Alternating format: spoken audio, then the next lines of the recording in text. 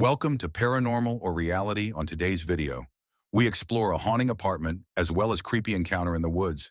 Make sure to like and subscribe. Let's begin. What happens when the past refuses to stay buried? In 1887, Roosevelt Island held a dark secret that would echo through time. A disappearance that defies explanation to this day. Margaret Coleman was a 23-year-old patient at the Metropolitan Hospital for the Insane, known for her calm demeanour and artistic talent. That was until the night of October 13th, when she vanished from her locked room, leaving behind only her journal filled with disturbing sketches of elongated shadows. The staff searched every corner of the facility, but Margaret had seemingly evaporated into thin air. 3 days later, she reappeared in her locked room, her mind forever altered by whatever she had experienced. The building that once housed Margaret now stands as luxury apartments, its dark history hidden behind modern renovations. But some things refuse to be covered up. Since 2018, residents have reported eerily similar experiences to those documented in Margaret's century-old case. Security guard James Martinez witnessed doors unlocking themselves in the middle of the night, while thermal cameras captured inexplicable cold spots moving through empty hallways. The most compelling evidence comes from apartment 4B, Margaret's former room. 3 separate tenants with no knowledge of the building's history reported hearing the same whispers, "Help me find my way back." These exact words were found repeated throughout Margaret's recovered journal pages. Psychology student Sarah Chen installed motion sensors in her apartment after experiencing what she describes as shadow people in her peripheral vision.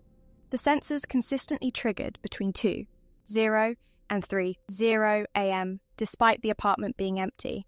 In 2019, building maintenance discovered a sealed crawl space containing artifacts from the asylum era, including a pair of restraints and, most disturbingly, Margaret's missing art portfolio. The drawings inside showed increasingly frantic sketches of elongated figures reaching through walls, accompanied by writing that becomes progressively more disturbed. "They're pulling me through. The shadows want to show me something." Multiple paranormal investigation teams have documented unusual electromagnetic readings in the building, particularly around apartment 4B.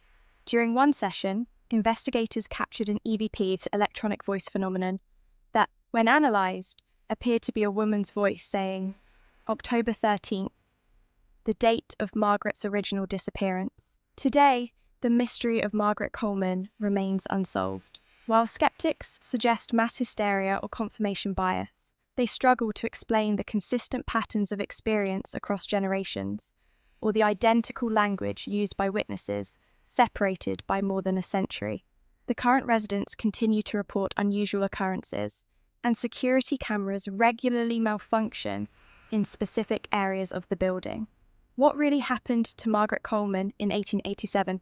Did she discover something in the walls of that old asylum that still lingers today? If you've experienced something unexplainable in a historic building, share your story in the comments below. Remember, sometimes the most terrifying hauntings are the ones that follow patterns we can't explain.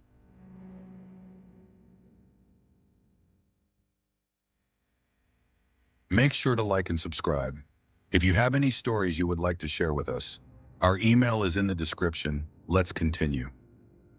Last weekend, my wife and I took our 2 sons camping in the woods, along with my oldest son's girlfriend. We had planned for a full weekend, looking forward to a relaxing getaway. The first night was peaceful. We sat around the fire, shared stories, and enjoyed the sounds of nature.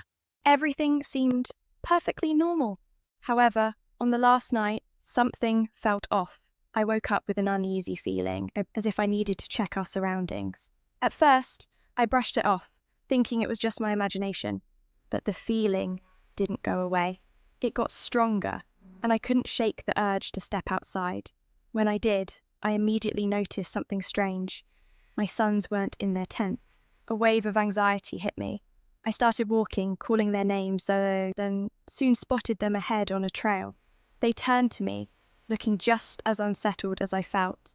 When I asked them what they were doing out there, they said they had also woken up with an overwhelming urge to go outside. It wasn't like they had planned to leave the tent. They just felt drawn to do so. My wife and my son's girlfriend were still sleeping, unaware of what was happening. The three of us continued down the trail, talking quietly as we walked. The air was thick with an eerie stillness. The only sound was the crunching of leaves under our feet.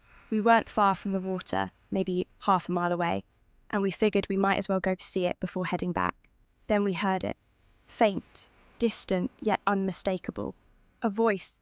Someone was speaking, though we couldn't make out the words. My sons stopped, glancing at each other to confirm they had heard it too. The closer we got, the clearer it became. It was a woman's voice, soft and distressed. And then we saw her. She sat on the ground near the water, knees pulled to her chest. She looked young, maybe in her late teens or early 20s, with long, tangled hair and dirt smeared across her skin. She was crying softly. Something about her presence felt wrong, out of place. I told my sons to wait while I cautiously stepped forward. "Are you okay?" I asked, keeping my voice calm. She lifted her head slightly, her eyes meeting mine. Then she whispered something. I couldn't understand the words, but the tone sent a chill down my spine. It was like she wasn't speaking to me, but rather saying something she had said before, like a recording on loop. And then, in the blink of an eye, she was gone. My sons saw it too. 1 second she was there, and the next, nothing. The space where she had been sitting was completely empty. We stood frozen, struggling to process what had just happened. My logical mind fought against what my eyes had seen.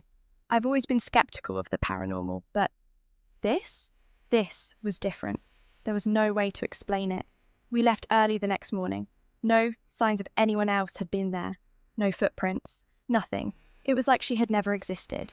But after we got home, things got even stranger. I started having dreams about her. Vivid, unsettling dreams. In them, she stood in the shadows, watching. Never speaking. Just watching. 2 nights later, the house suddenly felt freezing. Even though the thermostat was set to 75 BHO, everyone noticed it. Our dog, usually friendly and calm, became restless and skittish, barking at empty corners. At first, I ignored it. I refused to connect it to what had happened in the woods. But then, the footsteps started. My wife and I would hear them at night, soft but deliberate, pacing the hallway. At first, we assumed it was the kids, but when the sound continued for minutes without stopping, I got up to check. No one was there. The hallway was empty. The footsteps stopped for a few nights, and I let myself believe it was all in my head.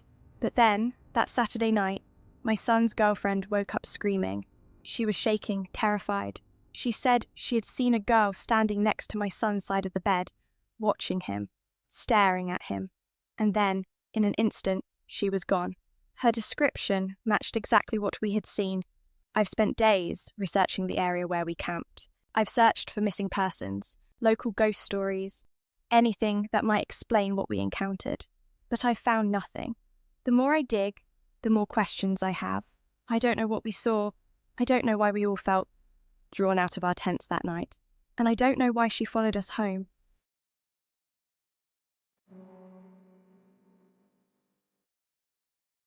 Thanks for tuning in. Watch another video if you dare.